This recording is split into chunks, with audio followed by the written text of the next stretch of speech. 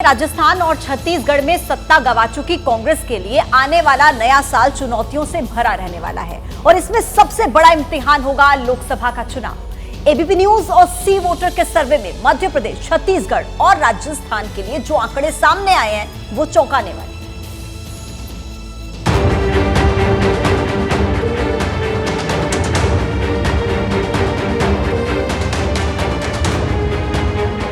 5 राज्यों में हुए विधानसभा चुनाव के बाद अब सबके मन में सवाल उठ रहे हैं। लोकसभा चुनाव 2024 में बाजी कौन मारेगा? एनडीए या इंडिया अलायंस में से किसकी सरकार बनेगी? आखिर धरातल पर माहौल क्या है? जमीन पर किसकी पकड़ कितनी मजबूत है? वो कौन से मुद्दे हैं जो आने वाले लोकसभा चुनाव में बड़े होने वाले हैं? एबीपी न्यूज और सी वोटर के सर्वे में जो तस्वीर सामने आई है वो हैरान करने वाली है। सर्वे के मुताबिक बेरोजगारी का मुद्दा बड़ा होने वाला है। 41% लोगों ने बेरोजगारी को सबसे बड़ा मुद्दा माना, जबकि 28% लोगों की नजर में राम मंदिर इफेक्ट से इनकार नहीं किया जा सकता। वहीं विपक्ष की ओर से उठाए जा रहे जातीय जनगणना के मुद्दे को महज 10% लोगों ने ही पसंद किया। यानी बेरोजगारी का मुद्दा बीजेपी की मुश्किलें बढ़ा सकता है, लेकिन जातीय जनगणना का मुद्दा विपक्ष के लिए फायदेमंद नहीं होने वाला। सर्वे से साफ हो गया है कि मध्य प्रदेश, राजस्थान, छत्तीसगढ़ में पुराने नेताओं को हटाकर नए चेहरों का राज्य की कमान सौंपने का फैसला बीजेपी के लिए गेम चेंजर साबित हो सकता है। 5 राज्यों के ओपिनियन पोल सर्वे में बीजेपी को 4 राज्यों में जबरदस्त बहुमत मिलते नजर आता है। मध्य प्रदेश की बात करें तो सर्वे के मुताबिक आज चुनाव होते हैं तो बीजेपी को 58% तक वोट मिल सकते हैं। कांग्रेस के हिस्से में 36% वोट आ सकते हैं। वहीं अन्य उम्मीदवारों को 6% वोट मिल सकते हैं। अगर इन आंकड़ों को सीट में परिवर्तित करें तो मध्य प्रदेश में बीजेपी क्लीन स्वीप करती दिखती है। ये है सीटें आपके सामने। कुल लोकसभा की सीटें हैं 29 और यहाँ पर बीजेपी के खाते में सारी 27 से 29 सीटें जाती नजर आ रही हैं और कांग्रेस के खाते में महज 0 से 2 सीटें। तो आप देख लीजिए कि वोट परसेंटेज के मामले में भी और सीटों के मामले में भी बीजेपी यहाँ पर कांग्रेस से बहुत आगे लोकसभा चुनाव में निकलती हुई नजर आ रही है। 2019 में बीजेपी ने मध्य प्रदेश की 28 सीटों पर जीत हासिल की थी, जबकि कांग्रेस को महज 1 सीट मिली थी। 2024 के नतीजे भी 2019 लोकसभा चुनाव की तरह हो सकते हैं। वहीं राजस्थान में लोकसभा चुनाव में बीजेपी का जादू चलने का अनुमान है। एबीपी न्यूज और सी वोटर के सर्वे में बीजेपी लोकसभा चुनाव में विधानसभा चुनाव वाला प्रदर्शन दोहराती नजर आ रही है। राजस्थान में बीजेपी को 57% वोट मिल सकते हैं, जबकि कांग्रेस का आंकड़ा 34% वोट पर थम सकता है।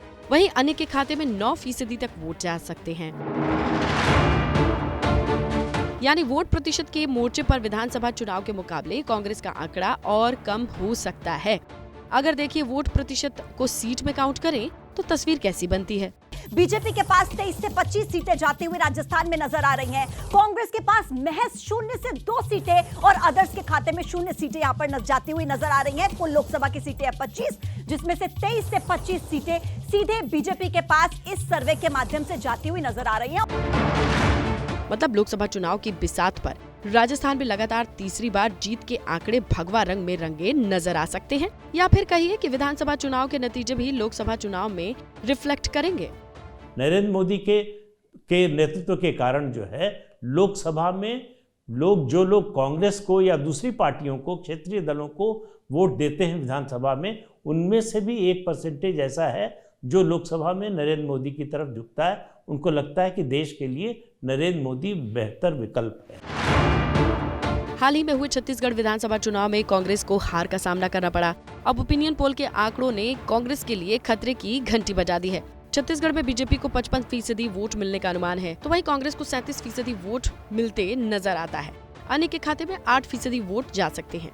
एबीपी न्यूज और सी वोटर के ओपिनियन पोल में छत्तीसगढ़ विधानसभा की तरह ही वोट मिलने का लोकसभा में भी अनुमान है, क्योंकि छत्तीसगढ़ में कुल 11 लोकसभा सीटें हैं। इनमें से अधिकतर पर बीजेपी का ही कब्जा हो सकता है। सीटों की बात करते हैं। बीजेपी के खाते में 9 से 11 सीटें जाती हुई यहाँ पर नजर आ रही हैं। कांग्रेस के खाते में 0 से 2 सीटें, अदर्स के खाते में 0 सीटें। देखिए लोकसभा की कुल सीटें जो है छत्तीसगढ़ में वो है 11 और बीजेपी के खाते में 9 से 11 सीटें जाती हुई नजर आ रही हैं। ये बहुत बड़ा आंकड़ा है। वोट परसेंटेज के लिहाज से अगर आप देखेंगे तो 50% से अबव, और अगर आप सीटों के लिहाज से देखेंगे तो 11 कुल सीटें और 9 से 11 सीटें बीजेपी के ही खाते में लोकसभा चुनाव में जाती हुई नजर आ रही है।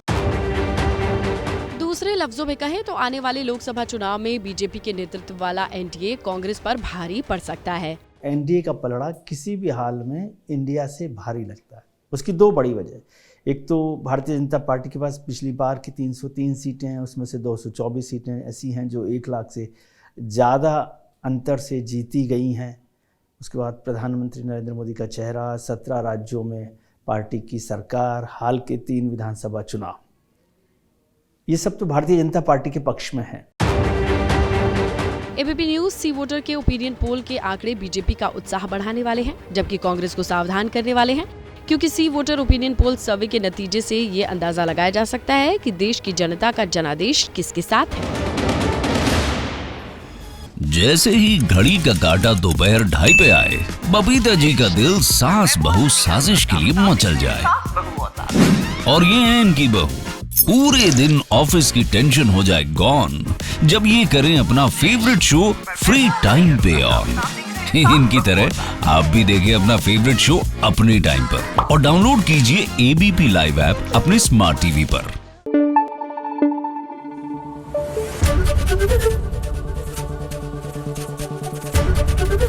एबीपी न्यूज आपको रखे आगे।